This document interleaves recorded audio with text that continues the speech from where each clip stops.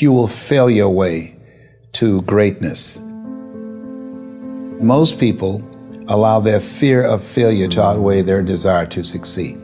When you're willing to fail again and again and again, when you make up your mind to become unstoppable, when you make up your mind to become a no matter what person, then that will then give birth to a part of yourself that you don't know right now.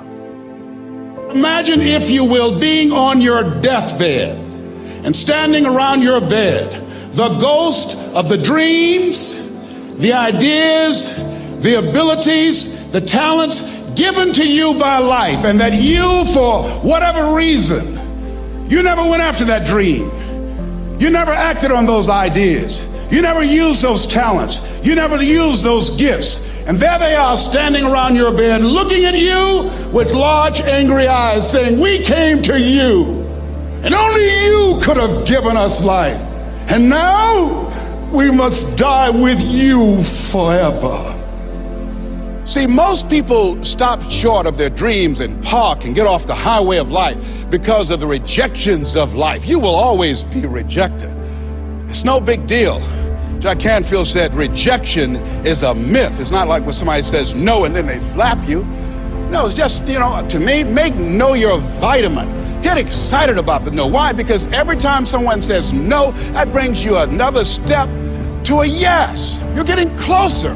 Trust me, you will win if you don't quit. You will win if you don't quit. Even a broke clock is right twice a day.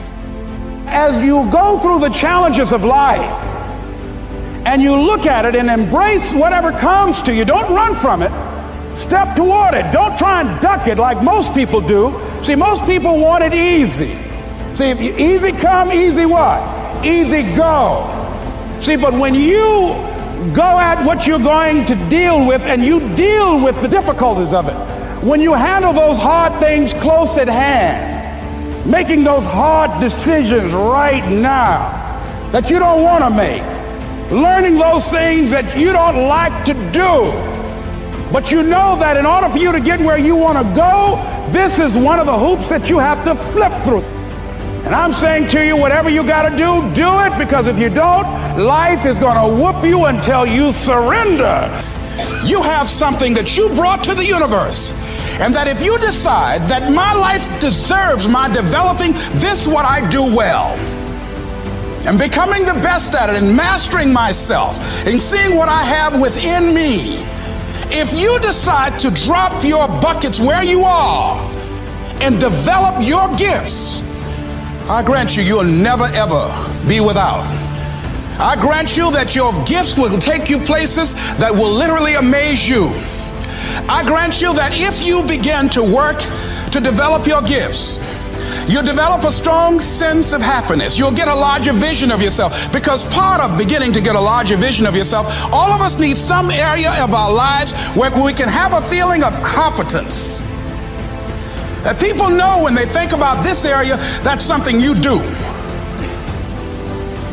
That you eat and sleep that. And that you do that. You do that. Changing is not easy. That changing your life, changing habits, reinventing yourself, picking yourself up after life has knocked you flat on your back. I've got to say, when life knocked you down, try and land on your back, because if you could look up, you could get up. Well, that sounds cute, but that's not easy. When I was diagnosed with prostate cancer 17 years ago, that first time that happened, I said, hey, I can handle this. Then when it came back a year later, last year, 17 years later, and this time it metastasized to 7 areas of my body and ate 40% of my T1 vertebrae. Now the stakes are higher. It's this life saying, okay, Mr. Motivator, you beat cancer the first time. What you gonna do now? I started laughing. When the doctor told me, he said, why are you laughing? Are you in denial? I said, no. I said, I feel like Mother Teresa. He said, what do you mean? She said, Lord, I know you know how much I can bear. I just wish you to have so much confidence in me. I said, the stakes are higher. So I've got to dig in and got to fight more, because at the end of the day, life is a fight for territory. And once you stop fighting for what you want, what you don't want will automatically take over. And so it's a fight, it's a challenge in life every day. And what we have to do is embrace it. What we have to do is see it as a project to be worked on.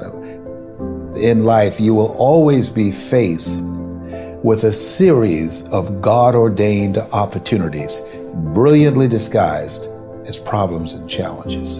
And so I see even cancer as a gift, as a God-ordained opportunity. If you died today, what dreams, what ideas, what talents, what books, what music, what leadership, what voice will die with you? There are a lot of people who are biting their fingers in fear that they might lose their jobs. But there are few people who have decided within themselves, I'm going to make it. Some people aren't waiting to be cut. Some people are moving on their own because they feel within themselves, I've got what it takes to make it. They're not afraid about tomorrow because of how they see themselves, because of what they feel that they deserve, because of what they feel that they can create for themselves. Because these people have decided, as they look at the future, as they look at themselves, there's a way. Where there's a will, there's a way for me to begin to create a way out of no way. And when you have that kind of consciousness, when you have that kind of spirit, nothing can stop you. Nothing.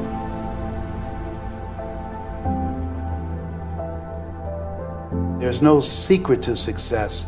There's a system to success. And no matter what organization you become a part of, the system works if you work it. If you don't work it, it won't work.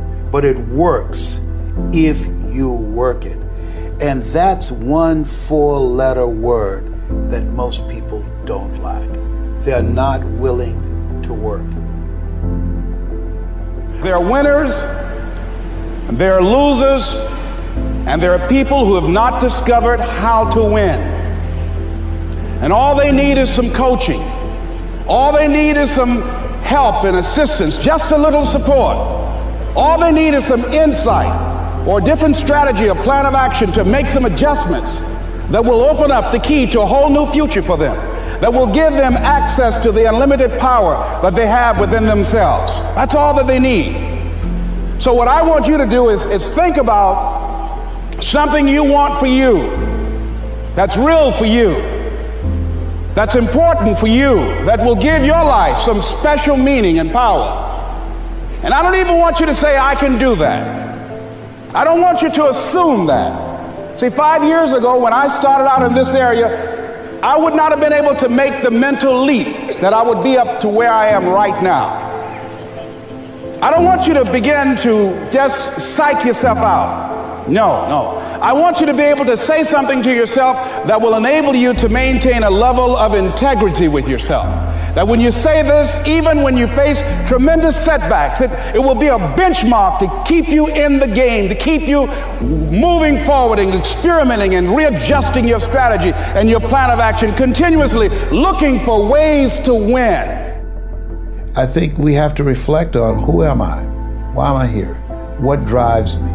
If I died today, what 3 words would I want said about me if I died today? You know, what is it that defines me? You know, and how do I define myself? So I went to the next mode necessary to start talking to people and seeking and asking for what I wanted and leveraging relationships and trying to find out, how do the people do it that went ahead of me? How do they do it? And then what is it I need to do? How is it I need to train myself, to develop myself? What's the resources that will be required in order to make it happen? And as I start seeking out and asking questions, I started running into people who said, I know someone who can help you do that. And they helped me get connected with those people. Remember, we have so much energy that can take us so far. It's necessary that you hook up with some other energy that can take you to the next level. I hooked up with them. They said, let's go. I said, away we go.